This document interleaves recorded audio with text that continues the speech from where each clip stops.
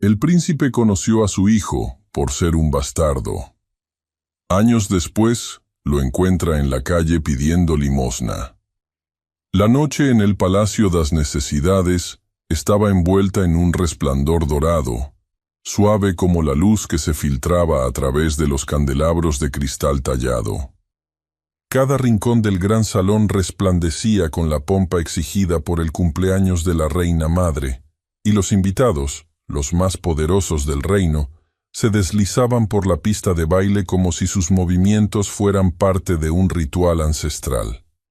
El perfume del jazmín, del polvo de arroz y de las flores frescas traídas de los jardines reales se mezclaba en el aire con la música de los violines y el zumbido incesante de los murmullos. Isabela Duarte se mantenía en pie junto a una columna de mármol, de pie pero no del todo presente, como si se protegiera bajo la sombra de su propia existencia. Vestía con modestia, aunque impecable, un vestido de muselina azul pálido con un bordado en hilo de plata apenas visible bajo la luz. Había sido instruida para no llamar la atención, y sabía que su sola presencia ya era más notada de lo que le convenía. Su posición como institutriz de la sobrina de la reina era un privilegio tan frágil como la porcelana fina que se servía en las bandejas de plata. Bastaba una mirada mal interpretada, un paso fuera de lugar para que todo se desmoronara. No era ignorante de los ojos que la seguían. Los sentía a sus espaldas como el roce helado de un alfiler en la nuca. Las damas, envueltas en tafetanes de colores intensos, cuchicheaban al pasar. Algunas lo hacían con la simpleza cruel de quien se sabe intocable. Otras la miraban como si fuera una pieza decorativa que desentonaba con la vajilla. Y aunque Isabela no oía sus palabras, conocía perfectamente el idioma de las risitas contenidas y los abanicos que se cerraban de golpe. No pertenecía a ese mundo. Solo estaba de paso, sostenida por un equilibrio precario y la compasión interesada de una dama de la corte que había intervenido a su favor. El salón se abrió aún más cuando el príncipe menor, don Sebastião de Bragança, hizo su entrada. A diferencia de su hermano, que cargaba con la formalidad del heredero, Sebastián se movía con un aire sereno, pero con una especie de fuego silencioso detrás de los ojos. Su uniforme azul con bordados dorados capturaba la luz, y cada paso suyo parecía arrastrar la atención de todos como una ola. Isabela bajó la mirada apenas lo vio cruzar el umbral, consciente de que no debía fijarse en él más de lo necesario. Ella sabía que él no la reconocería. Habían coincidido en una o dos lecciones, cruzado apenas una palabra cortés. Nada más. Pero cuando don Sebastião caminó con decisión hacia donde ella estaba, los sonidos del salón parecieron borrarse durante un instante. Se detuvo frente a ella, inclinó levemente la cabeza y extendió una mano enguantada. Isabela tardó un segundo en reaccionar. Su corazón golpeó en su pecho, no por ilusión, sino por pánico. Él le estaba pidiendo un baile. Ella no podía negarse sin provocar un comentario. Tampoco podía aceptar sin despertar sospechas. Aún así, lo hizo. Colocó su mano temblorosa sobre la suya y dejó que él la guiara hacia el centro del salón, donde el violín iniciaba un nuevo compás. Bailaron como si la música no existiera, como si se movieran dentro de una burbuja ajena al resto del mundo. Él la miraba con intensidad, y ella, a pesar del temblor en su estómago, sostenía la mirada. No había coquetería en sus gestos, solo una franqueza desarmada. Cuando giraban, Isabela podía ver el escándalo pintarse en los rostros a su alrededor. Las damas más influyentes la observaban con labios apretados. Los caballeros fingían indiferencia, pero sus ojos brillaban con esa mezcla tan propia de la aristocracia, desaprobación y morbo. Al final del vals, don Sebastião la condujo de nuevo hacia su lugar. Hizo una leve reverencia y se retiró, sin decir palabra. El silencio que siguió fue aún más ensordecedor que la música. Isabela bajó la vista, respirando despacio. Lo que para ella había sido un instante de respeto y belleza, para los demás se convirtió en una declaración. Esa noche, las murmuraciones se multiplicaron como moscas. Algunos decían que Isabela había planeado ese momento durante semanas, otros aseguraban que era una experta en manipulación. La palabra hechizo comenzó a circular en las lenguas de quienes, por miedo o conveniencia, preferían creer en una amenaza invisible que en la posibilidad de una conexión auténtica. Al amanecer del día siguiente, el rumor ya se había transformado en condena. La reina madre convocó a Isabela a un salón privado del ala este. Allí la esperaban ella misma, 2 damas de confianza, un sacerdote y el conde de Leiria, uno de los hombres más cercanos al trono. No hubo cortesías ni explicaciones. La reina madre, con voz firme y rostro de piedra, la acusó de haber violado las normas de decoro. Le informó que, por el bien del reino, se le retiraba el cargo, la pensión asignada y cualquier protección que la había mantenido bajo techo real. Isabela, con la espalda recta y las manos entrelazadas con fuerza, no respondió. No hubo súplica ni lágrimas. Sabía que cualquier palabra podía usarse en su contra. Buscó los ojos del príncipe, pero él no estaba allí. Nadie más habló. No le dieron oportunidad de defenderse. Fue tratada como un error que había que corregir en silencio, antes de que alguien lo viera. Horas más tarde, mientras los primeros rayos de sol acariciaban los patios del palacio, 2 guardias la acompañaron hasta las caballerizas. No había equipaje que preparar. Solo una pequeña bolsa de tela con sus cosas, que una doncella le entregó sin mirarla a los ojos. A su alrededor, el aire parecía más frío, más denso. Cada paso por los pasillos resonaba como una despedida. Los criados desviaban la mirada al verla pasar. Algunos susurraban, otros simplemente apretaban los labios. La humillación no venía de gritos ni castigos, sino de esa frialdad distante que la despojaba de humanidad. A lo lejos, escuchó el repique de unas campanas. El sonido era limpio, festivo, como si el mundo siguiera sin alterarse por la ruina de una mujer. El carruaje esperaba en los establos, con un cochero que no dijo su nombre ni ofreció su brazo. El caballo pateaba el suelo con impaciencia, y el metal de las ruedas brillaba como una amenaza. Isabela avanzó con los dedos entumecidos. Había mantenido la compostura hasta ese momento, pero ahora el frío de la mañana se colaba por su vestido, y la herida en el pecho comenzaba a doler de verdad. Estaba por subir al estribo cuando un joven criado se acercó corriendo, con una carta sellada en la mano. «Es para usted», dijo sin mirarla. «Del príncipe». El sello era auténtico. El escudo de la casa de Braganza, marcado en cera carmesí, brillaba con solemnidad. Por un instante, el corazón de Isabela se detuvo. Las manos le temblaban mientras rompía el sello. La carta se abrió con un susurro de papel. Estaba completamente en blanco. El aroma a pescado seco y a ropa empapada colgando de cuerdas cruzadas recibió a Isabela como un susurro áspero y constante. Lisboa seguía siendo la misma ciudad que ella había conocido desde niña, pero en Alfama tenía otro rostro. Las calles eran tan empinadas que parecía que la piedra misma quisiera empujar a quienes intentaban permanecer allí. Las casas se estrechaban unas contra otras como si buscaran consuelo en su cercanía. Los muros transpiraban sal y moho. Las ventanas parecían ojos cansados, siempre entrecerrados. Dona Gracinda vivía al final de una escalinata larga, en una casucha de paredes descascaradas y tejas desiguales. Era una mujer viuda, robusta, de manos gruesas y voz seca. Había perdido a su esposo hacía más de 10 años y desde entonces aceptaba a quien pudiera ayudarle a mantener el lugar. A Isabela no le hizo preguntas.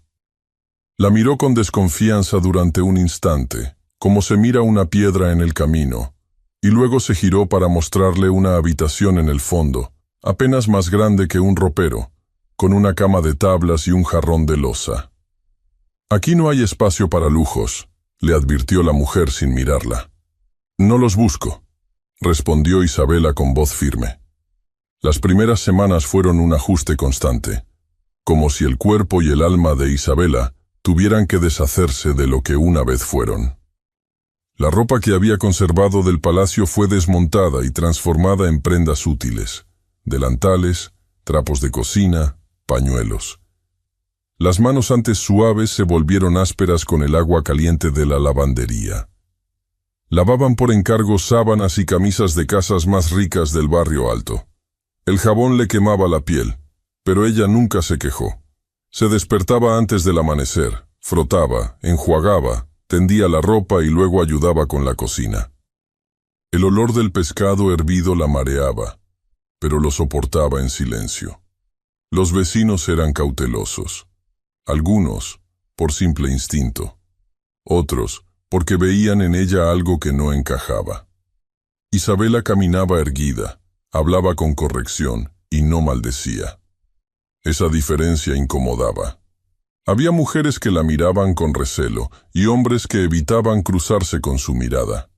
Alfama no era un lugar para gente orgullosa, pero ella no era orgullosa. Solo estaba herida, y ese tipo de dolor no siempre se disimula con ropa humilde.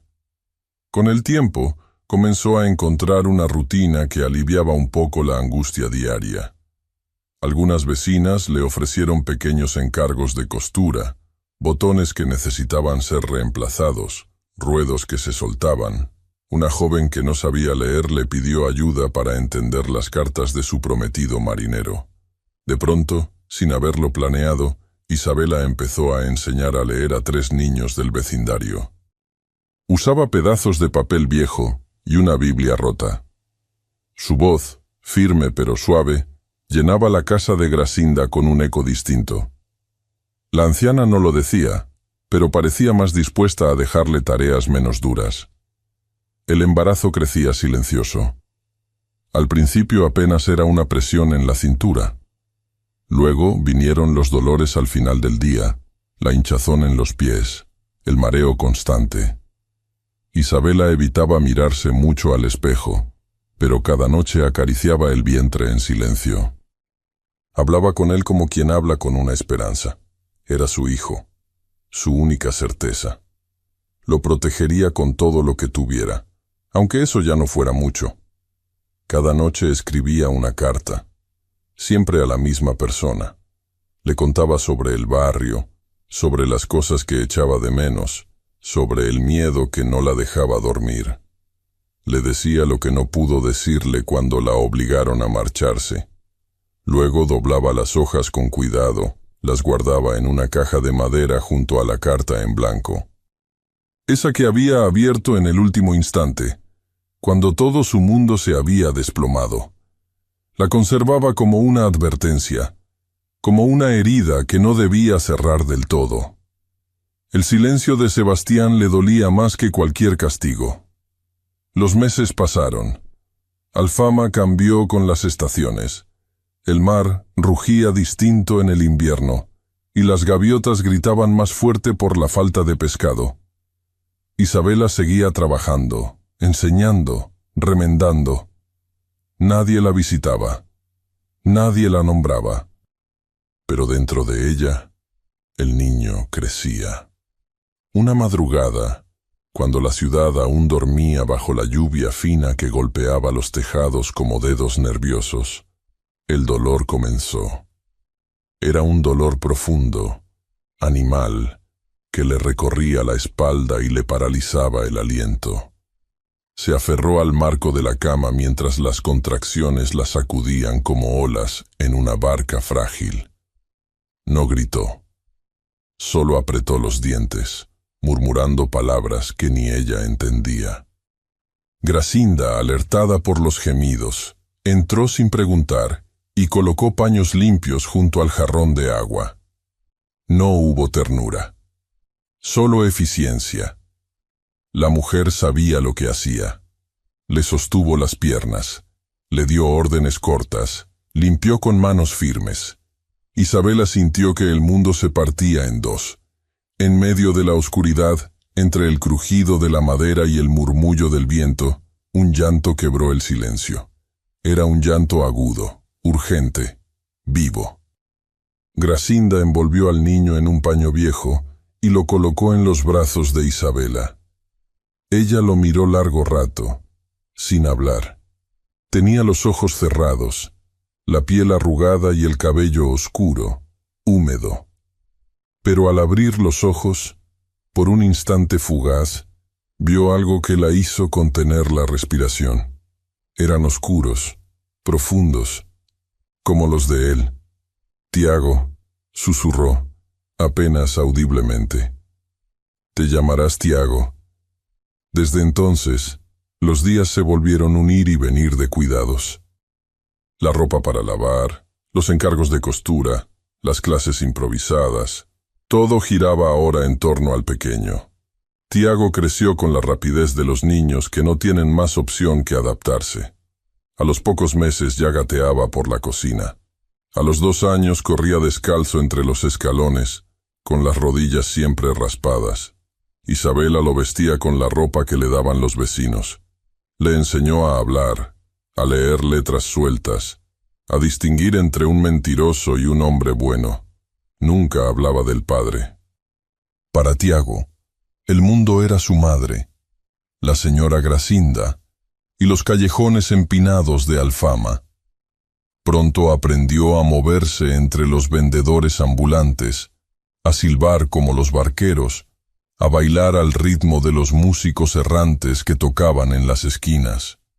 Tenía una risa contagiosa y una forma de observar las cosas que recordaba demasiado a Sebastián. Isabela vivía con el alma dividida, una parte agradecida por tenerlo, otra parte en vela, siempre temiendo que alguien reconociera su rostro, que un gesto, una palabra, delatara lo que había intentado enterrar. Sabía que no podía ocultarlo para siempre, pero también sabía que si lo perdía, perdería todo lo que la mantenía en pie. Una tarde gris, cuando el cielo parecía hinchado de lluvia pero no caía una gota, Isabela regresó del mercado con un costal de pan duro en el brazo. Había dejado a Tiago en casa, jugando con unas piedras pintadas. Subió las escaleras de piedra con el cuerpo cansado y los pies mojados. El portón estaba entreabierto. Entró sin pensarlo. La casa estaba en silencio. Demasiado silencio. «Tiago», llamó suavemente. «Mi amor, ¿dónde estás?» No hubo respuesta. Buscó en la cocina, en el rincón donde él solía esconderse, bajo la cama. Nada. El corazón le dio un vuelco. Salió corriendo a la calle, bajó los escalones con el miedo atrapado en la garganta. Fue entonces cuando lo vio. La gorra de Tiago, la que ella misma le había cosido, estaba tirada junto a la esquina, donde un grupo de niños mendigaba por monedas. El corazón de Isabela latía como si intentara desgarrarle el pecho mientras corría cuesta abajo, cruzando los callejones de Alfama con los tobillos tropezando en los adoquines mojados. El aire olía a mar viejo, a humo de leña húmeda y a algo más. Un miedo tan espeso que casi podía respirarse. La gorra seguía ahí, abandonada, como una señal cruel que el mundo le arrojaba sin piedad. La recogió con manos temblorosas y la apretó contra su pecho. El tacto de la tela desgastada le arrancó un nudo en la garganta. Preguntó a los niños, pero ninguno dijo palabra. Se limitaron a encogerse de hombros o a mirar al suelo. Uno de ellos señaló hacia la calle empedrada que bordeaba el muelle. Isabela no lo pensó 2 veces. Bajó corriendo por el sendero resbaloso, con la falda mojada pegada a las piernas y los mechones sueltos pegados a la cara por el sudor y la brisa del río. Gritaba el nombre de su hijo con voz ronca, una y otra vez. sin detenerse a respirar. Fue entonces cuando, desde una esquina al final de una plazoleta, escuchó una voz infantil cantando. No era un canto alegre. Era una copla antigua, melancólica, entonada con esa claridad pura que solo un niño podía lograr. La voz le heló la sangre. Era él. Siguió el sonido, y al doblar la esquina, lo vio. Tiago, de pie junto a un hombre mayor, ciego, que sostenía un violín sobre las piernas. El niño tenía en la mano una pequeña taza de latón con monedas y cantaba con la mirada fija en el suelo. Isabela se detuvo en seco, al borde del temblor. Por un instante no supo si gritar o llorar. Luego, con pasos apresurados, cruzó el empedrado hasta llegar a su hijo. Lo tomó por los hombros y lo atrajo hacia sí, como si su cuerpo pudiera protegerlo del mundo entero. Tiago, sorprendido, parpadeó una vez y luego enterró el rostro en su cuello con un suspiro tembloroso. «No está malherido, señora», dijo el músico ciego sin voltear la cabeza. «Solo canta. Lo hace bien. La gente deja más monedas cuando canta». Isabela no respondió. Estaba demasiado ocupada respirando hondo, oliendo la mezcla de humedad, piel y polvo en el cabello de su hijo, como si esa fuera la única forma de comprobar que realmente estaba ahí. No hizo reproches, no preguntó por qué se había ido. Solo lo abrazó hasta que los brazos le dolieron. Esa noche, en casa, Tiago comió en silencio y se durmió en su jergón con la mano cerrada alrededor de una moneda que no quiso soltar. Isabela lo observó desde el borde de la cama, con la lámpara encendida, como si temiera que él pudiera desaparecer de nuevo. Su pecho seguía oprimido, no por el esfuerzo físico, sino por algo más profundo, un miedo que ya no era por ella, sino por él, por su futuro, por lo que el mundo podía hacerle. Entendió, con una certeza casi dolorosa, que esconderse ya no era una opción. La pobreza, tan silenciosa como una marea, había alcanzado a su hijo. Él, que había nacido de un escándalo, merecía algo más que sobrevivir entre callejones. Merecía nombre, tierra, destino, y si ella tenía que sacrificar su anonimato para dárselo, entonces lo haría. No mañana, no cuando estuviera más fuerte, lo haría pronto. Días después, el cielo de Lisboa se partió en un aguacero súbito. La lluvia golpeaba los techos como dedos enfurecidos. En la zona del puerto, los carruajes resbalaban al avanzar por los adoquines pulidos por el agua. Uno de ellos, cubierto de lodo, se detuvo bruscamente junto a una bodega de sal. El cochero descendió, maldiciendo en voz baja, y revisó una rueda torcida mientras el pasajero descendía con cuidado, cubriéndose con una capa oscura. Dom Sebastián, oculto bajo una capucha, esperó junto a un alero de piedra. Se había aventurado al puerto por encargo personal. Vestía como un burgués cualquiera, con botas gastadas y capa de viaje, para evitar ser reconocido. Los soldados de su escolta no lo verían hasta dentro de una hora, tiempo en el que él acostumbraba caminar por las calles bajas en busca de algo que no sabía nombrar. El olor a mar rancio y madera húmeda le llenaba los sentidos cuando, desde la otra acera, una voz infantil comenzó a cantar. Sebastián levantó el rostro. Era una melodía sencilla, una copla triste con palabras que hablaban de ausencias y promesas rotas. La voz era clara, afinada, y tenía esa cualidad particular que erizaba la piel. Era auténtica. Siguió el sonido con la mirada. En la penumbra del toldo de una taberna cerrada, vio a un niño de no más de 6 años, de cabello oscuro y mejillas delgadas, entonando la canción con un cuenco de lata a sus pies. El príncipe se quedó inmóvil. No fue el canto, fue el perfil. El mentón firme, el arco de las cejas, la forma en que el niño movía la cabeza ligeramente hacia un lado al sostener una nota. Algo en él le resultó insoportablemente familiar. Era como mirar un reflejo torcido de sí mismo, uno que había sido lanzado al mundo sin nombre ni escudo. Sebastián sintió un tirón en el pecho, algo entre la sorpresa, el dolor y la incredulidad. Dio un paso hacia adelante. El niño no lo vio. Seguía cantando, sin percatarse del hombre oculto bajo la lluvia. Junto a él, un viejo ciego con un violín asentía con la cabeza. El príncipe los observó durante varios minutos, sin moverse. Luego, con pasos lentos, cruzó la calle, manteniéndose en las sombras. El niño terminó de cantar, recogió algunas monedas y se marchó por un callejón estrecho, sin mirar atrás. Sebastián lo siguió. No sabía por qué. Tal vez porque su corazón ya había reconocido lo que su razón aún se negaba a aceptar. No logró alcanzarlo. El niño desapareció entre los callejones como un suspiro. Esa noche, el príncipe volvió al palacio empapado, con la capa pegada al cuerpo y los ojos vacíos de sueño. No habló con nadie. Se encerró en sus habitaciones y caminó de un lado a otro como un animal atrapado. No cenó. No cambió de ropa. Solo pensó en esa voz, en ese rostro, en la posibilidad terrible de haber visto a su hijo. Al amanecer, con el rostro demacrado, tomó una decisión. Al día siguiente, regresó a Alfama con ropas sencillas y el corazón atrapado entre los dientes.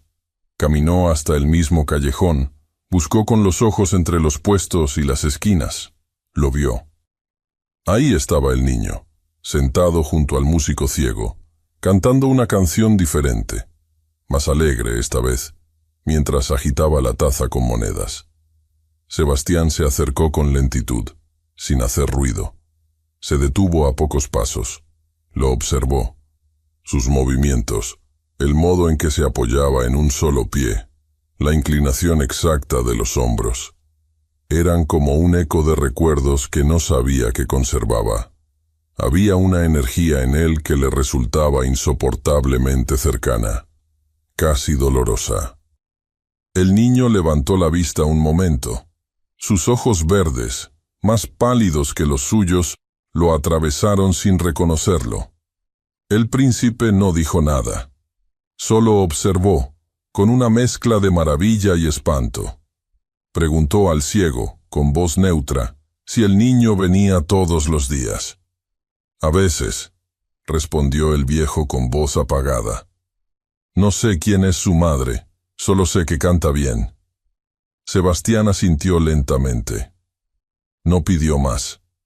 Volvió a casa sin hablar con nadie. No pudo dormir. Y al día siguiente, cuando regresó a Alfama decidido a hablar con el niño, quien apareció para recogerlo fue Isabela.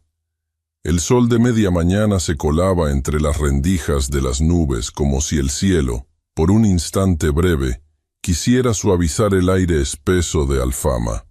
Los adoquines seguían húmedos por la tormenta reciente y los sonidos cotidianos, voces de vendedores, ruedas de carretas, campanas lejanas, tejían una melodía irregular pero familiar.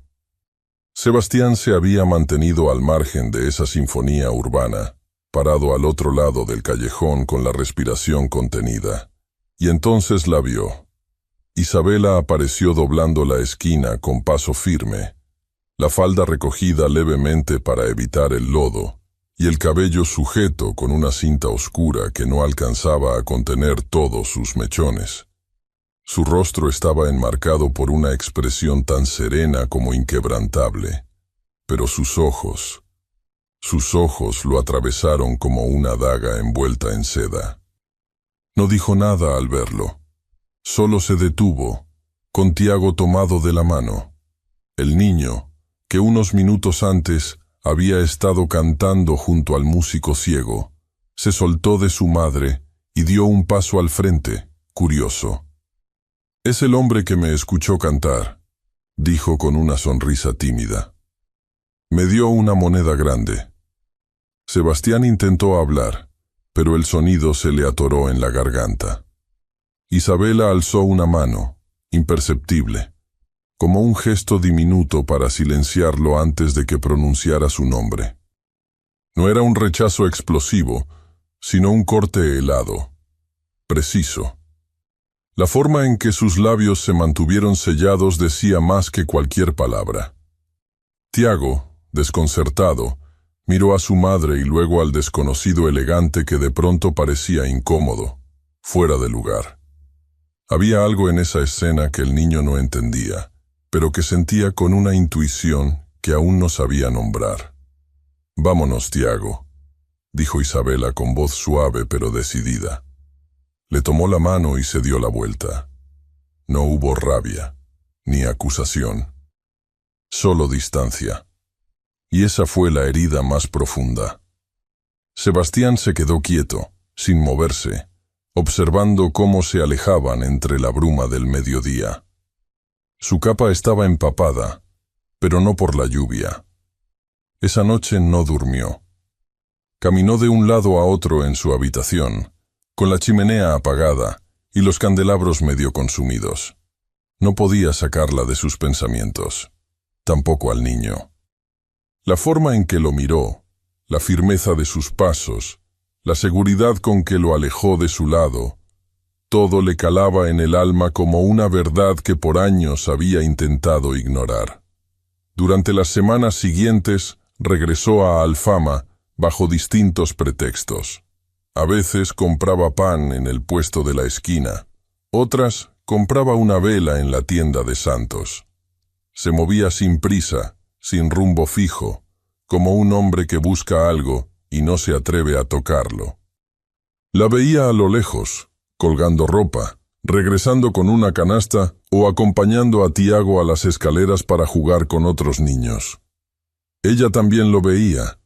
Nunca lo enfrentaba, pero sus ojos lo encontraban, solo por un segundo, y luego seguía con lo suyo.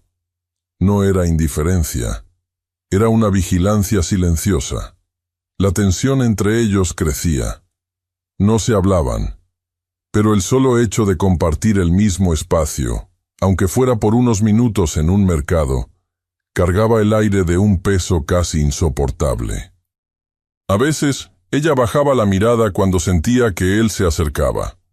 Otras, mantenía la cabeza erguida, como quien se niega a ceder terreno. Sebastián, por su parte, no insistía. Esperaba. Observaba. Hasta que un día, la oportunidad se presentó sin haberla planeado. Tiago, como de costumbre, había estado jugando con unos niños en la calle. Al regresar, corrió tanto que su pañuelo salió volando de su bolsillo sin que lo notara. Sebastián lo recogió del suelo sin pensarlo. Era un trozo simple de lino blanco, bordado en una esquina con una letra T minúscula, cosida con hilo azul.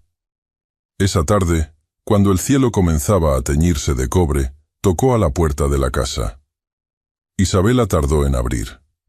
Llevaba un vestido sencillo, las mangas arremangadas y un delantal atado a la cintura. Al verlo, no cambió su expresión. Solo lo miró como quien observa una piedra en el camino. «Tu hijo olvidó esto», dijo Sebastián, extendiendo el pañuelo. Isabela lo tomó, sin rozar su mano, y asintió. Parecía dispuesta a cerrar la puerta sin más, pero algo en la rigidez de su espalda cedió. No lo invitó a pasar, pero tampoco lo despidió. «¿Por qué estás aquí?», preguntó al fin, sin suavidad. «No lo sé del todo», respondió él, «pero no puedo irme». Isabela bajó la mirada por un instante. Luego lo dejó hablar, aunque las palabras que vinieron fueron pocas. Intercambiaron frases medidas, precisas. No hubo reproches. Solo verdades suspendidas entre respiraciones.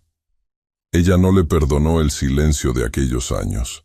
Él no intentó justificarse. Solo aceptó, con la cabeza baja, lo que sus actos habían provocado. Fue un diálogo breve, pero cada sílaba pesaba como plomo. A partir de ese día, comenzaron a compartir pequeños momentos. Sebastián regresaba, casi siempre con un libro para Tiago, o con preguntas que no necesitaban respuesta. Una caminata breve hasta la fuente del barrio. Un té compartido en la puerta de la casa. Nunca estaban solos. Tiago siempre estaba cerca, como un ancla o un escudo, según el momento. Isabela, poco a poco, dejó de cerrar la puerta con tanta prisa. No lo invitaba a entrar, pero tampoco se apresuraba a despedirlo. La tensión entre ellos no desapareció, pero comenzó a transformarse. Era menos amarga, más contenida. Sebastián nunca hablaba del pasado, y ella no preguntaba por el presente. Solo existían en ese espacio tenue que se construye entre dos personas heridas. Él no intentó besarla, no intentó tocarla, pero le traía flores del campo, envueltas en papel viejo. Le dejaba pan fresco cuando notaba que el suyo era de días pasados. Nunca lo decía, pero ella lo sabía. Él buscaba redención sin pronunciar la palabra. Ella lo aceptaba sin decir que lo hacía. Tiago lo adoraba. Su presencia le parecía natural, como si siempre hubiera estado ahí, en los márgenes de su infancia. A veces, mientras el niño leía en voz alta, Isabela lo observaba a ambos con el corazón apretado. No sabía si estaba haciendo lo correcto. No sabía si podía perdonar. Pero había algo en ese silencio compartido que la reconfortaba más que cualquier discurso. Los días se deslizaron así, uno tras otro. Hasta que una tarde, mientras Sebastián le entregaba a Tiago una pequeña libreta para escribir canciones, el sonido de ruedas sobre piedra interrumpió la calma del callejón. Un carruaje noble, de madera barnizada y escudo dorado en la puerta, se detuvo frente a la casa. El cochero descendió, corrió a abrir la portezuela, y de ella bajó una figura femenina, erguida, vestida de terciopelo oscuro con encaje marfil. Isabela no necesitó que se lo dijeran. La mujer que descendía era la prometida oficial del príncipe. El sonido de las ruedas del carruaje al golpear los adoquines resonó como un anuncio fúnebre en el silencio súbito del callejón. Isabela lo supo incluso antes de ver quién descendía.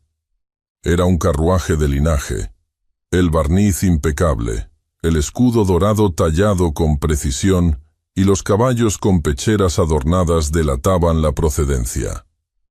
Ningún noble se aventuraba a Alfama sin una razón. Y solo una mujer de la alta nobleza podía mostrarse con tanta arrogancia en un lugar como ese. Dona Constanza del Encastre bajó con paso medido, la espalda recta como una lanza, el rostro erguido tras un velo ligero que no ocultaba del todo la severidad de sus facciones. Vestía terciopelo granate, con encaje marfil en el cuello, y mangas largas ajustadas a unos brazos delgados, pero firmes. Su sombrero era una pieza de alta costura francesa, decorado con plumas de faisán. No necesitaba hablar para dejar claro que no pertenecía a ese lugar, ni pretendía adaptarse. Tiago, que aún tenía la libreta en la mano, dio un paso atrás y se pegó al costado de su madre, confundido por la tensión inmediata que impregnó el aire. Isabela no se movió. Se colocó frente a su hijo, erguida, con los dedos ligeramente crispados sobre la falda. Su mirada se mantuvo serena, aunque la sangre comenzaba a latirle con fuerza en los oídos. «Señora Duarte», dijo Constanza, con un tono cargado de intención. «Necesito hablar con usted. En privado». Isabela apenas ladeó la cabeza. «No tengo secretos que no pueda escuchar mi hijo». La dama la observó con una mezcla de incredulidad y desprecio apenas disimulado. Avanzó unos pasos, evaluando con la mirada la sencillez del entorno, las piedras manchadas, los cubos de agua sucia, la ropa tendida, Luego posó los ojos en Tiago, con un interés contenido que no era afectuoso. «Circulan rumores», dijo lentamente. «Rumores que han cruzado incluso los muros del Consejo de Estado. Asuntos preocupantes». Isabela no respondió. Solo esperó. «Dicen», continuó Constanza, «que su hijo canta en las calles, que un caballero importante, quizás demasiado importante, lo visita, que usted, en su modestia, ha recibido más de lo que se espera de una mujer en su posición». Los ojos de Isabela se estrecharon apenas. El tono educado de la otra mujer estaba cargado de veneno. «No es mi intención ofender», agregó Constanza con una sonrisa que no alcanzaba sus ojos. «Pero hay mecanismos, señora Duarte. Los servicios de caridad del reino pueden ofrecer al niño una educación más adecuada, separado, claro, de influencias peligrosas». El golpe no fue directo, pero la amenaza quedó suspendida como un cuchillo invisible entre ellas. Tiago, sin entender del todo, apretó más la mano de su madre. Isabela no parpadeó. Su rostro seguía inalterable, pero el temblor en su pecho se volvió insoportable. «Si su interés es por el bienestar de mi hijo», respondió en voz baja, pero firme, «puede retirarse tranquila. Aquí está seguro. Mucho más de lo que estaría en manos de gente como usted». Constanza respiró hondo, como si el aire mismo le fuera desagradable. «Lo recordaré, señora Duarte. La corte también lo hará». Y sin esperar respuesta, giró sobre sus tacones y volvió a su carruaje, donde el cochero la ayudó a subir sin pronunciar palabra. Las ruedas se pusieron en movimiento casi de inmediato, dejando tras de sí una nube de polvo fino y la sombra de una amenaza apenas velada. Isabela permaneció inmóvil varios segundos. Luego bajó la mirada hacia Tiago, le acarició el cabello en silencio y lo abrazó con fuerza. Sabía que ese momento marcaría un antes y un después. Esa misma tarde, Sebastián llegó sin aviso, sin tocado, sin la capa que usaba para ocultarse. Cruzó el umbral de la casa con la expresión desfigurada por una furia que ya no podía contener. Isabela apenas se había sentado a preparar la cena cuando lo vio entrar con los puños tensos y la mirada encendida. «¿Qué hizo aquí?», preguntó él, sin saludar. «¿Qué dijo?». Isabela lo observó, cruzando lentamente los brazos sobre el pecho. «No me debe gritar en mi casa», dijo, calmada pero firme. «Ella vino. Ya lo sabía, ¿no?». Él bajó la voz, pero no la intensidad. «No. Me enteré después». «¿Qué te dijo? ¿Amenazó al niño?». Isabela no respondió enseguida. Solo lo miró, evaluándolo. Había rabia en su postura, en la forma en que sus manos no podían quedarse quietas. Pero también miedo. Miedo real. «Sí», dijo finalmente. «Lo disfrazó de caridad, pero fue una amenaza. No voy a permitirlo». «¿Y cómo vas a impedirlo?», preguntó ella, sin levantar la voz. «¿Con tu apellido? ¿Con tus promesas vacías?». «Ya una vez te quedaste en silencio, Sebastián. No necesito tu protección ahora». Él dio un paso al frente, dolorido, como si sus propias palabras le pesaran en la boca. «No me calles con el pasado. No vine a justificarme. Vine porque me importa, porque no voy a dejar que te arranquen a Tiago». «¿Y qué vas a hacer?», insistió ella. «¿Renunciar a tu familia? ¿A tu deber? No puedes protegernos si no estás dispuesto a enfrentar a los tuyos». El silencio cayó como una losa entre ellos. Tiago, desde una esquina, los observaba con una mezcla de temor y desconcierto. Isabela bajó la mirada y respiró hondo. «Yo no necesito un príncipe», dijo con suavidad. «Necesito que me respetes». Sebastián la miró como si se le acabara de escapar el mundo entre las manos. No respondió. Se dio la vuelta y salió de la casa, sin cerrar la puerta detrás de sí. La corte no tardó en enterarse del escándalo. Constanza, humillada, dejó caer detalles estratégicos en los círculos correctos. Pronto, los salones de Lisboa comenzaron a murmurar que el príncipe visitaba barrios bajos, que tenía un hijo ilegítimo, que protegía a una mujer caída en desgracia. El consejo se reunió en privado. El rey, con el ceño fruncido, mandó llamar a su hijo. Lo recibió en su despacho, con la ventana abierta al tajo y el aire salado colándose entre los tapices. No levantó la voz. No golpeó el escritorio. Solo habló con frialdad calculada. Tu comportamiento está poniendo en peligro los tratados con los Lencastre. Habrá consecuencias. Sebastián salió de la sala sin discutir. No tenía respuestas que pudieran sostenerse. Lo sabían todos. Mientras tanto, en Alfama, el ambiente comenzaba a cerrarse como una red invisible. Isabela notaba las miradas. En el mercado, las vendedoras dejaban de ofrecerle fruta fresca. Las vecinas, que antes la saludaban con un gesto, ahora desviaban la mirada.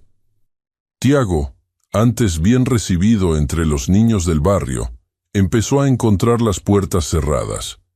Le decían que sus canciones traían problemas, que ya no debía jugar ahí. El mundo comenzaba a empujarla de nuevo hacia la orilla, como antes. Como siempre. Sebastián sentía que se le escapaba el control. Las paredes de su palacio se volvían más estrechas cada día. Las obligaciones se multiplicaban, los nombres, las reglas, las máscaras. Pero su pensamiento, su respiración, su deseo, todo volvía una y otra vez a ella, a ellos. Y una mañana de domingo, cuando la misa popular en Alfama había reunido a decenas de fieles en la pequeña iglesia junto al río, Sebastián apareció sin capa, sin carruaje, sin escolta. Cruzó la plaza entre los murmullos, bajo los ojos atónitos de todos los presentes. Y frente al altar improvisado, en medio del canto litúrgico, tomó la mano de Tiago frente a todos. El murmullo no fue inmediato. Por un instante fugaz, tras el gesto de Sebastián tomando la mano de Tiago frente al altar improvisado en la iglesia de Alfama, reinó un silencio denso, lleno de respiraciones contenidas y miradas detenidas en el acto insólito. Nadie se atrevió a hablar. El sacerdote, que había estado a punto de bendecir el pan, titubeó con el cántaro en alto, los ojos clavados en el príncipe, y entonces, como si una campana invisible hubiera sido tocada, los susurros estallaron como una marea. Una noble mano real, enguantada, sujetando a un niño nacido fuera del matrimonio, en una iglesia de los pobres, sin protocolo, sin permiso. Esa noche, el gesto fue narrado con escándalo creciente en los salones del Bairro Alto. Entre candelabros encendidos, abanicos agitados y copas que temblaban en manos indignadas. Para cuando el sol se alzó sobre Lisboa al día siguiente, las redacciones de los periódicos ya lo habían convertido en titulares. El escándalo del bastardo del príncipe ocupaba la primera plana de los diarios más leídos, insinuado con ironía en columnas firmadas por seudónimos de conocidos cortesanos. Algunos titulares hablaban de un acto de ternura mal calculado. Otros eran más feroces. ¿El fin del linaje puro?, preguntaba uno, con una ilustración anónima del niño junto a una figura femenina vestida de manera sospechosamente sencilla. Los caricaturistas tuvieron un festín. Las calles hablaban. Las tertulias se polarizaban, y en el palacio las puertas comenzaron a cerrarse con más fuerza que nunca. Los consejeros reales convocaron una reunión de emergencia en la sala menor del consejo. Las paredes, cubiertas de tapices que narraban gestas antiguas, no fueron testigo de gloria esa mañana, sino de tensión política. Exigieron una declaración inmediata de parte del príncipe, algo que separara al trono de la escena que todos comentaban. Distinguir el gesto humano del deber institucional, insistieron. Algunos apelaron al honor de la dinastía. Otros, al peso de los tratados aún en negociación con las familias nobles, en especial con los Lencastre. Todos coincidieron en una cosa.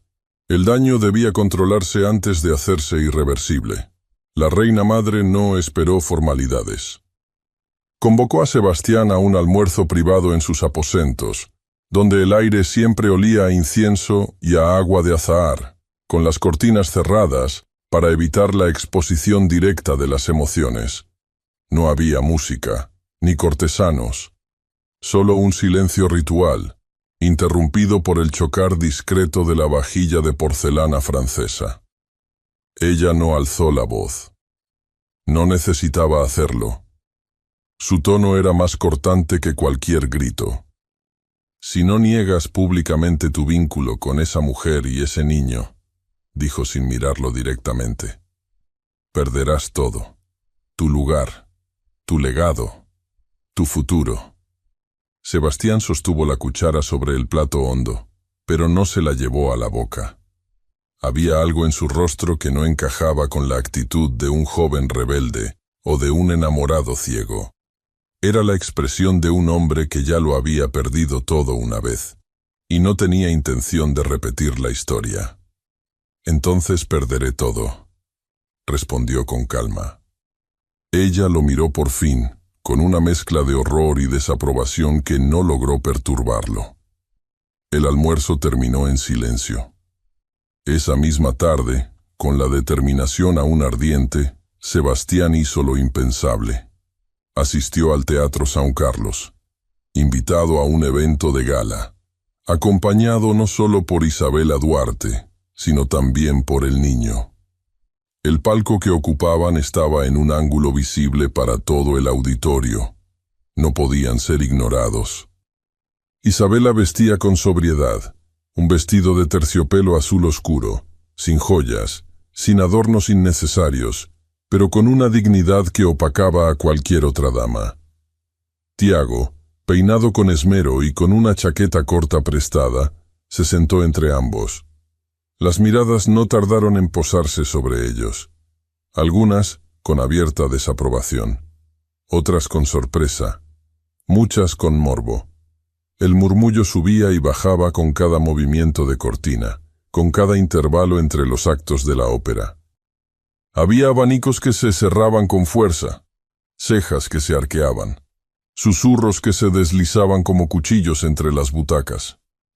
Fue durante el segundo acto cuando un noble del consejo, desde un palco lateral, murmuró con suficiencia lo que muchos ya pensaban. Una vergüenza pública. Sebastián se puso de pie, no con violencia, no con urgencia, con firmeza. Su voz resonó en el silencio repentino. «Ese niño es mi hijo». «Y esa mujer», dijo, mirando a Isabela, con algo que ningún protocolo podía censurar, «es más honorable que cualquiera de los que aquí me juzgan sin conocer su historia». Por un instante, el teatro entero se quedó sin respiración. El director de orquesta detuvo el movimiento de su batuta. Las cuerdas enmudecieron. El telón permaneció inmóvil, como si el mismo escenario se negara a continuar sin antes digerir lo ocurrido. Algunas damas se levantaron de inmediato y abandonaron el lugar con rostros crispados.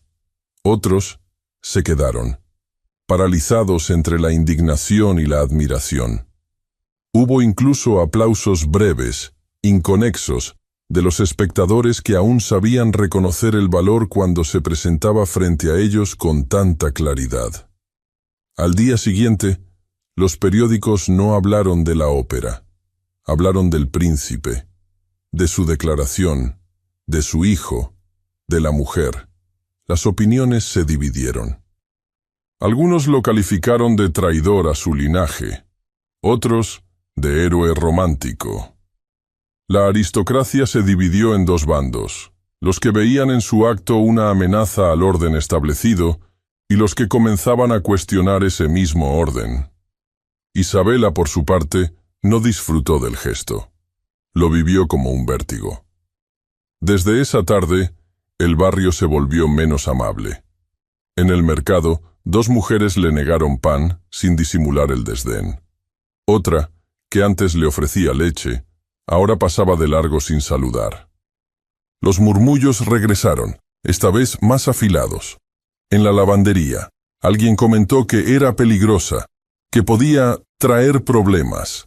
En casa, Tiago comenzó a preguntar por qué algunos niños ya no querían jugar con él. Una vez, regresó con una rodilla raspada y una mirada herida que Isabela no supo cómo curar. Quiso protegerlo de todo, pero ya era imposible. El mundo había puesto los ojos sobre ellos. Esa noche, mientras cosía un pantalón viejo junto al fuego, el golpe en la puerta resonó como una campana en su pecho. Sebastián entró con pasos decididos, sin capa ni protocolo. Llevaba en la mano un sobre sellado con el escudo del reino. Lo colocó sobre la mesa con un gesto tenso. El rey me ha dado un ultimátum. Isabela alzó la vista, pero no dijo nada. Solo esperó. Debo anunciar públicamente mi compromiso oficial con Dona Constanza. Guardó silencio. El aire pareció detenerse. O perderé mi posición como príncipe heredero. Durante días, el silencio se instaló como una niebla entre las piedras de Alfama. Un silencio espeso, lleno de preguntas que nadie se atrevía a formular en voz alta. Isabela sentía su peso en los hombros desde el amanecer, cuando encendía el fuego y preparaba el pan duro con agua y sal. Lo sentía cuando salía al mercado y evitaba la mirada de los comerciantes, o cuando Tiago le pedía, por tercera vez en la semana, que lo llevara a la fuente donde solía ver al hombre elegante. Ya no preguntaba directamente por él. Decía cosas como, ¿hoy va a venir alguien? ¿O todavía tiene mis dibujos? Isabela respondía con evasivas, pero cada palabra se le atoraba en la garganta. No era rabia lo que sentía. Era una herida vieja, rehecha, que comenzaba a supurar otra vez. Sebastián no había vuelto, y en su ausencia, todo el barrio parecía respirar de otro modo. La casa se volvió más callada, como si incluso las paredes hubieran entendido la pérdida. La esperanza que había comenzado a crecer entre las grietas, pequeña pero viva, se marchitaba sin ruido. Cada día, Isabela se decía que no debía esperar, que no debía extrañar, pero lo hacía, aunque no se lo confesara a nadie. El miedo volvió a instalarse en su pecho. Esa forma particular de temor que no tiene forma, pero que envuelve todo. Miedo a que su hijo creciera sin nombre, a que la soledad se volviera otra vez su única compañía. Miedo a haberse permitido sentir algo por un hombre que finalmente debía a su familia más de lo que podía ofrecerle a ella. En el palacio, mientras tanto, Sebastián vagaba como un espectro entre salones brillantes que no lograban iluminar su interior. Ya no asistía a las cenas. Evitaba las reuniones. Caminaba de madrugada por los pasillos vacíos, sin más compañía que el eco de sus propios pasos. No hablaba con los consejeros. Apenas respondía cuando el rey le dirigía la palabra. El sobre con el ultimátum permanecía en su escritorio, sin abrir del todo, pero sin necesidad de lectura. El contenido ya lo conocía. Sabía lo que le exigían. Sabía lo que significaba no obedecer. Lo único que no sabía era cómo respirar sin pensar en ella. Habló con su hermano una tarde, en los jardines privados del palacio. El heredero, más pragmático, le ofreció una solución. «Puedes retirarte a Évora», le dijo. «Podrás mantener tus títulos. Tendrás tierras, privacidad, alejado de los ojos del consejo. Podrás llevar a tu hijo, si lo reconoces de forma discreta. Sebastián lo escuchó con atención. Lo agradeció. Pero supo, desde el fondo de su alma, que eso no era una solución. Era una forma elegante de huir. Y él, por primera vez en su vida, no quería escapar, quería quedarse, quería luchar, pero no se movía. Algo lo ataba al suelo, a la sangre, a la historia que aún no terminaba de entender. Sabía que si cruzaba otra vez esas calles empedradas de Alfama, ya no habría marcha atrás, y sin embargo, cada día que no lo hacía, una parte de sí se alejaba más de Tiago, de Isabela, de lo que pudo haber sido. Mientras tanto, ella comenzó a empacar. Lo hizo despacio, a escondidas. En el silencio de la noche, cuando Tiago dormía, doblando con cuidado la ropa, envolviendo en papel los pocos objetos que tenía valor sentimental, el relicario de plata, las cartas que nunca envió, una cobija que había sido de su madre. Todo cabía en una caja pequeña. Planeaba partir en unos días. Tenía una amiga en Coimbra, una antigua compañera del convento, que dirigía una escuela de niñas. No sería un lugar ideal, pero al menos sería nuevo, seguro. Lejos de rumores, lejos de las miradas que comenzaban a clavarse de nuevo sobre ella como clavos invisibles. No quería esperar más. No iba a mendigar amor, ni explicaciones, ni protección. Sabía que Sebastián no era un hombre común, que su mundo no estaba hecho para mujeres como ella, que su apellido, su sangre, su historia, eran cadenas, y que a veces el amor no era suficiente para romperlas. Tiago no entendía del todo, pero la miraba con tristeza. Empezó a guardar sus cosas también, como si su madre le hubiera transmitido el miedo a través del silencio. A veces preguntaba si vería otra vez al hombre elegante, o si podría escribirle. Isabela le decía que sí. Siempre decía que sí, aunque por dentro todo en ella gritara que no. La noche antes de partir, llovió. Una lluvia fina, constante, que golpeaba las tejas como dedos de cristal. Isabela se levantó en la madrugada para revisar las goteras. Fue entonces, al abrir la puerta, que lo vio. Sobre el umbral, doblada cuidadosamente, había una carta. El sobre estaba mojado por las gotas que resbalaban desde el alero, pero el papel aún estaba intacto. No tenía remitente, ni sello, ni firma. Lo abrió con las manos temblorosas. Dentro, en tinta oscura, solo una frase escrita a mano. No puedo vivir sin ti. Isabela sostuvo la carta en las manos con una reverencia muda, como si el papel mojado por la lluvia fuera un objeto sagrado o una herida viva. La frase escrita al frente seguía latiendo en su pecho. Non posso viver sen ti. El resto del mundo parecía silenciarse mientras abría el pliego con dedos temblorosos. La tinta, aunque desvanecida en algunos bordes por el agua, conservaba la forma de una escritura urgente, desordenada, que delataba una emoción contenida durante años. Había más que una frase, mucho más. Varias hojas escritas a mano, sin membretes, sin rúbricas elegantes. Palabras humanas, crudas, sin la armadura del lenguaje cortesano. Isabela se sentó junto al fuego casi apagado y comenzó a leer, con los ojos ardiéndole desde la primera línea. Sebastián no empezó con disculpas, comenzó con memoria. Recordaba la noche del baile, la forma en que su vestido se movía entre las luces, el modo en que ella bajaba la mirada sin rendirse. Recordaba el instante exacto en que supo que la deseaba, no por capricho, sino por una razón que en aquel entonces no sabía nombrar.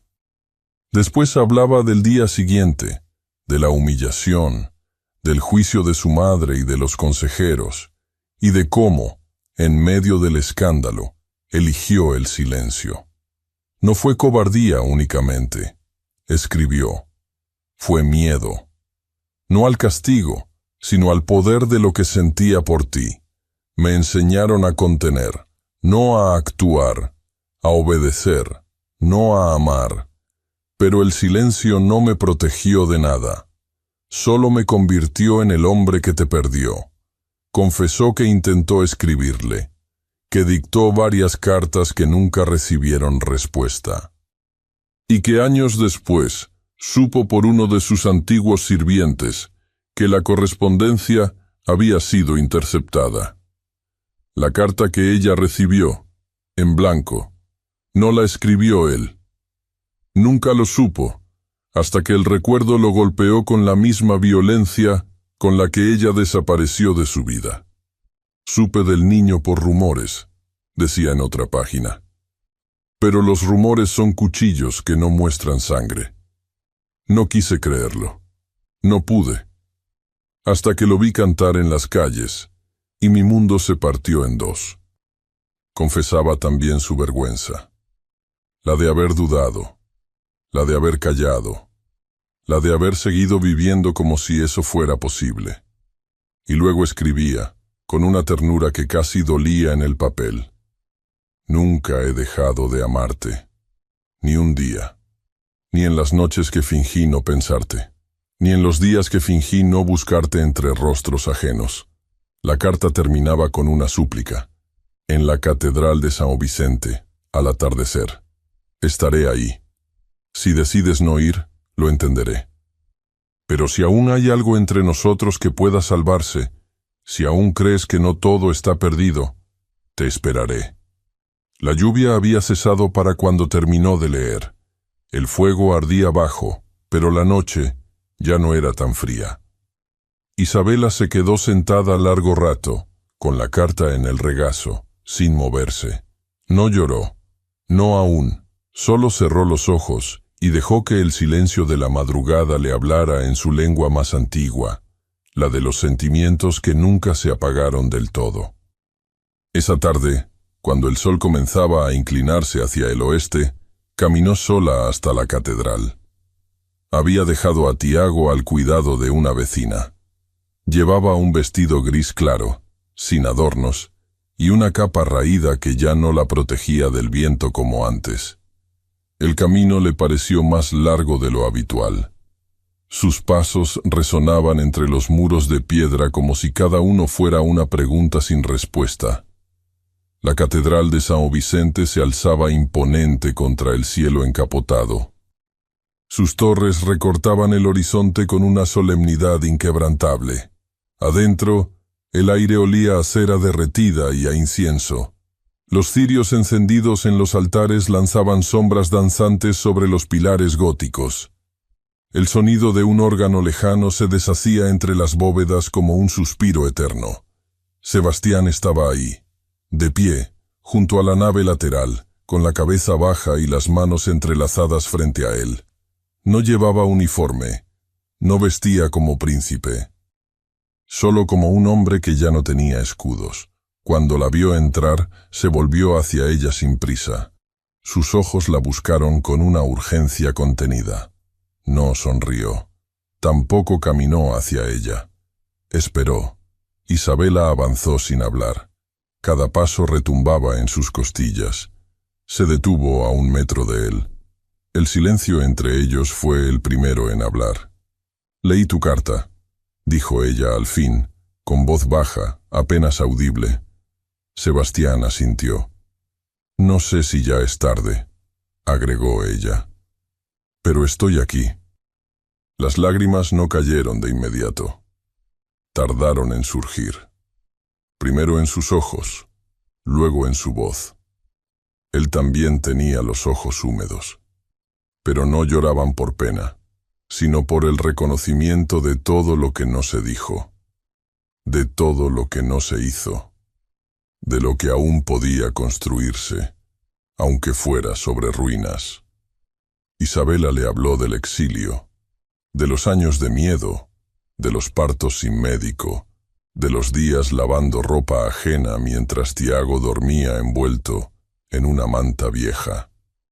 Sebastián le habló de su impotencia, de las veces que intentó romper con todo, pero no supo cómo, de cómo el amor por ella nunca desapareció, solo se fue enterrando bajo capas de obediencia que ya no lo definían. No hubo promesas, solo verdades. Ambos lloraron en silencio. No hubo gritos, solo pausas largas, donde los ojos decían lo que la boca no podía. Se tomaron de las manos, como si ese gesto sellara todo lo que se dijeron. La tarde dio paso a la noche. El órgano cesó. Los cirios se consumieron lentamente. Cuando salieron de la catedral, Lisboa estaba cubierta por un velo oscuro de neblina y brisa marina. Las campanas repicaban a lo lejos y las luces de las casas temblaban sobre la colina. Caminaron juntos por la cuesta empedrada, sin hablar, hasta que llegaron a una plaza iluminada por faroles de aceite.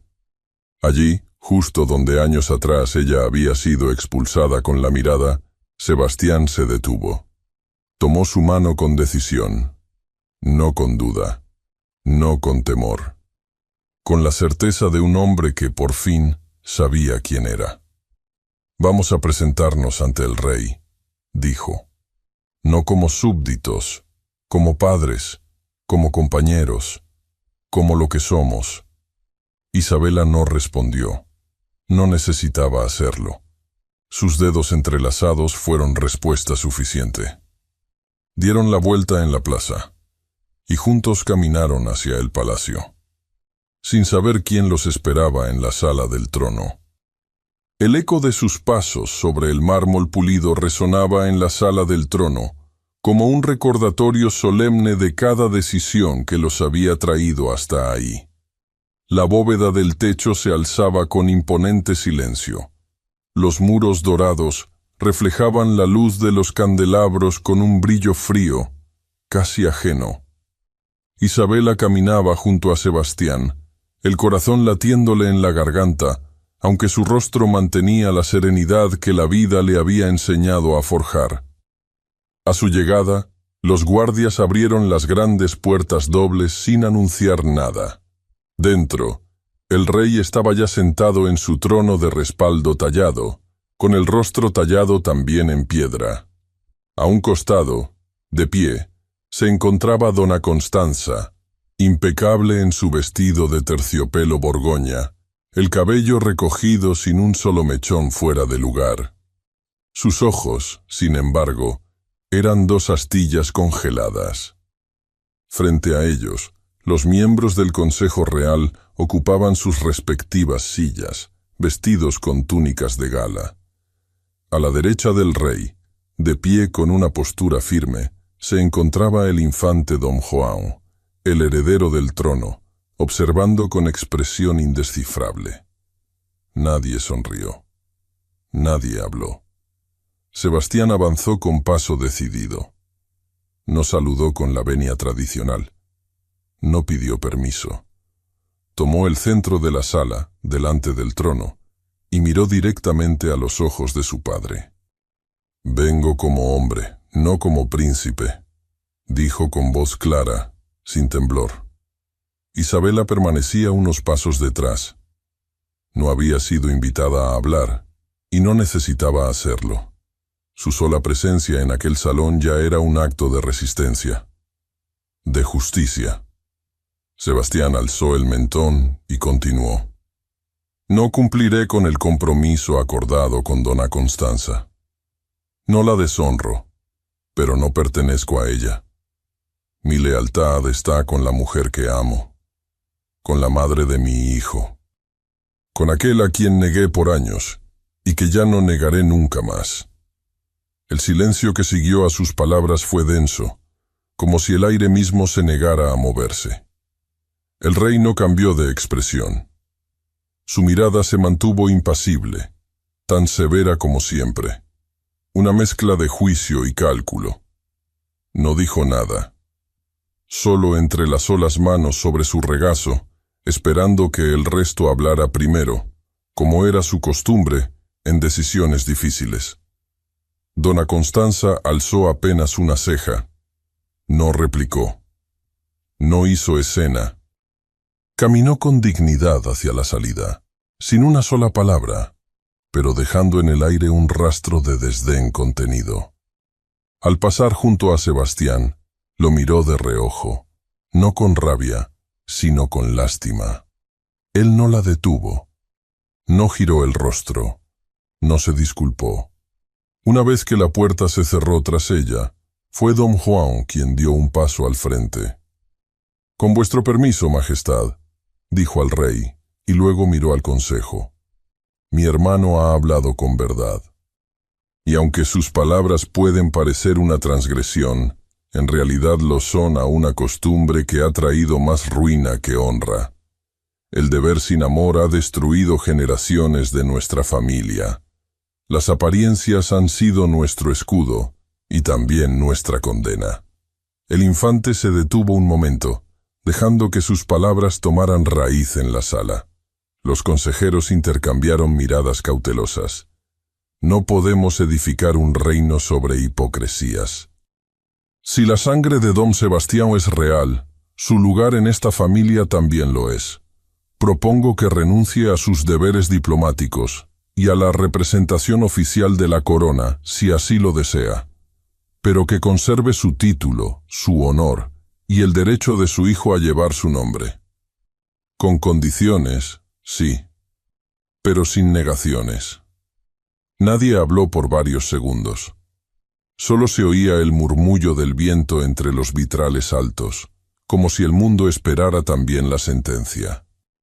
El rey bajó lentamente la mirada, y con la misma lentitud, giró el rostro hacia su hijo menor. «¿Estás dispuesto a aceptar que ese niño nunca tendrá derecho al trono?», preguntó. «Sí», respondió Sebastián. «Lo único que deseo es que tenga un nombre limpio y una vida sin sombras». El rey asintió una sola vez. Breve, sobrio. «Entonces que así sea». Isabela tragó saliva sin moverse. Sintió una oleada de algo que no era exactamente alivio. Era más antiguo, más profundo. Como si los muros mismos, aquellos que la condenaron sin escucharla, comenzaran a resquebrajarse por dentro. Uno de los miembros del consejo, un hombre anciano de rostro adusto, tomó la palabra con voz pausada. «El niño será reconocido como hijo legítimo del príncipe Dom Sebastián, sin derecho sucesorio, pero con todos los honores que corresponden a su linaje. El archivo será actualizado. La prensa, informada. Habrá un comunicado oficial. Los términos eran diplomáticos, secos. Pero bajo la corteza formal, latía la semilla de una dignidad restituida. En los días que siguieron, la maquinaria de la monarquía comenzó a girar. Se redactó un comunicado con sumo cuidado. No hablaba de escándalo, sino de rectificación. No de error, sino de amor tardío.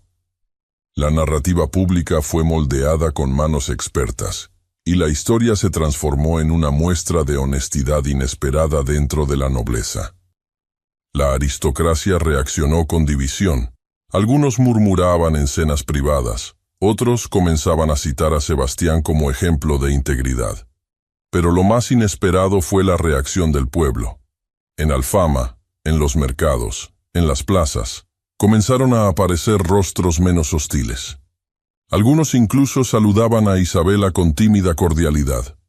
Había quienes llevaban pan o fruta para Tiago. Murmullos de respeto reemplazaron a los susurros de desprecio.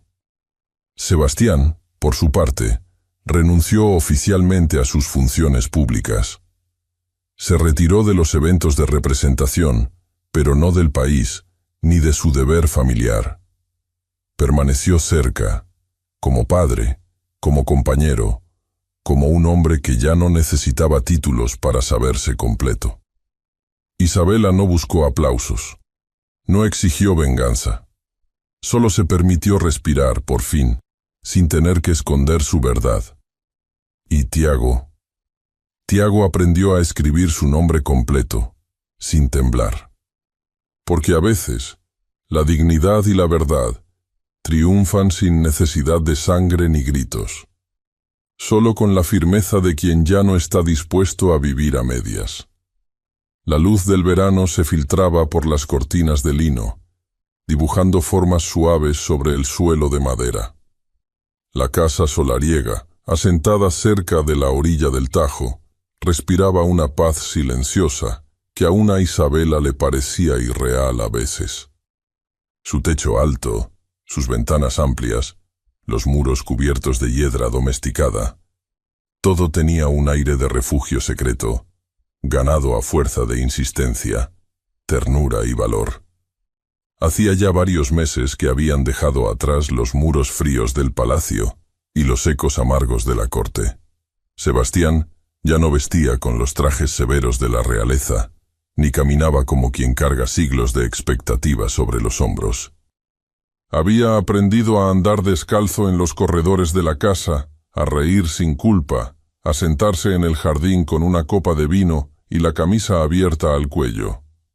Su mundo ahora se reducía, o se ensanchaba, según cómo se mirara, a aquel rincón luminoso donde su hijo correteaba con libros bajo el brazo y donde Isabela, con una expresión de tranquila concentración, leía en voz alta a un pequeño grupo de niños sentados sobre cojines en el suelo. Habían construido algo nuevo, algo más íntimo, más real. La biblioteca, antes colmada de tratados diplomáticos y genealogías olvidadas, se había convertido en un templo doméstico del aprendizaje.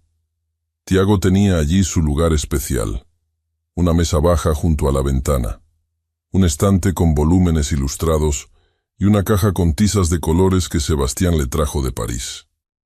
Isabela dirigía con gracia y carácter un pequeño círculo de damas del barrio que, animadas por su presencia, comenzaban a interesarse por la lectura, la poesía y la conversación inteligente. Lo hacían en secreto, a veces con recelo, pero con creciente entusiasmo. Era un espacio de mujeres que sabían cuánto podía transformar una sola página.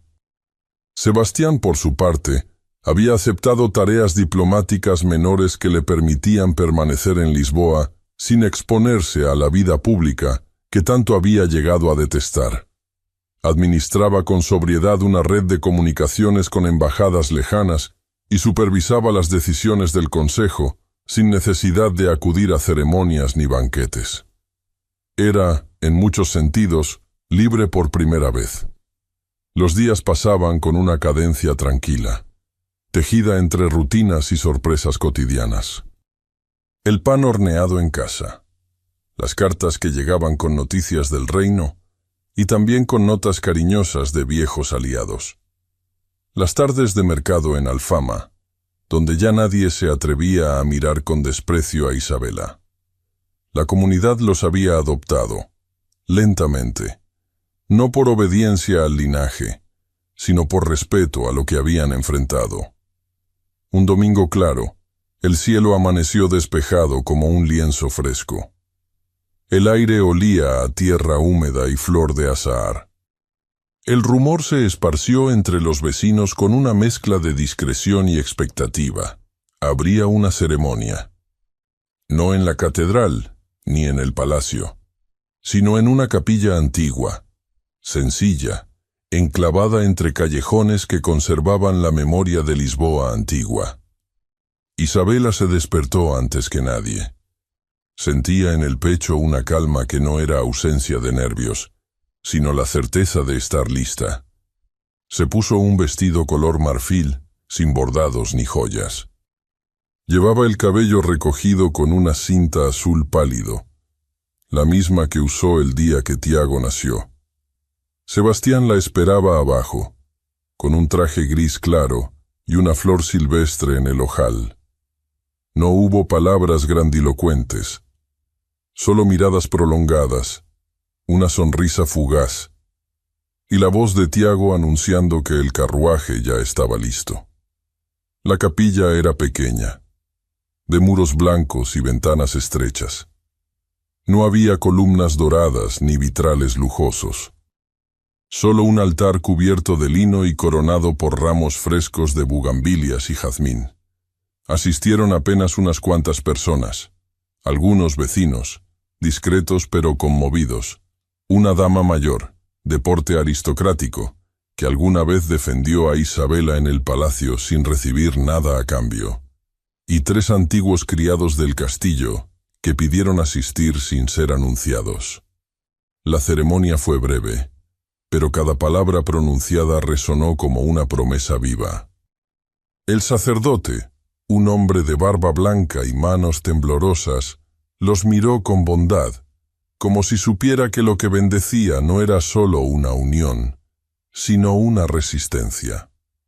Tiago fue quien llevó los anillos. Caminó por el pasillo central con el pecho inflado de orgullo, sosteniendo con ambas manos la pequeña caja de terciopelo. Isabela y Sebastián se tomaron de las manos al pie del altar. No hubo discursos elaborados, solo la emoción mansa que subía por sus gargantas como una marea inevitable. Cuando pronunciaron sus votos, no lo hicieron con tono ceremonioso, sino como quien habla después de un largo silencio, con la voz vibrando por dentro. El beso fue simple, real, lleno de una historia que no necesitaba explicación. Algunos de los presentes aplaudieron, otros lloraron en silencio. El sacerdote sonrió, y el sol entró por una rendija del techo justo cuando Tiago se acercó corriendo para abrazarlos a ambos. Esa noche, la familia entera se sentó en el jardín trasero de la casa. El aire era cálido, cargado con el perfume de las flores que bordeaban los senderos. Sebastián se recostó en una silla de mimbre, y Isabela apoyó la cabeza en su hombro. Tiago corría entre las bugambilias, riendo a carcajadas, persiguiendo una mariposa que revoloteaba sin rumbo. No había músicos, no había corte, no había tronos ni arcos de triunfo. Solo el murmullo constante del río Tajo en la distancia, el canto de algún grillo prematuro y la respiración acompasada de 2 personas que habían llegado al fin del camino más largo. Isabela cerró los ojos. Por primera vez en años, no sentía el peso del pasado sobre los hombros. El amor no había sido fácil, pero había sido suyo, verdadero. Y por eso había valido cada paso. Muchas gracias por haber escuchado esta historia hasta el final. Esperamos que te haya emocionado tanto como a nosotros al contarla. Nos encantaría conocer tu opinión. ¿Qué te pareció la historia? Déjanos un comentario contándonos desde dónde nos escuchas y qué fue lo que más te gustó. Califica esta historia del 0 al 10. ¿Qué nota le pones? Si disfrutaste esta historia, no olvides suscribirte al canal y dejar un like como muestra de apoyo. Eso nos motiva mucho a seguir creando y compartiendo más historias llenas de emociones y aprendizajes. Y antes de despedirnos, queremos recordarte que en la pantalla final aparecerá una recomendación de otra historia emocionante y encantadora. Si quieres disfrutarla, solo haz clic en el video. Muchas gracias nuevamente por estar aquí, y nos vemos en la próxima historia.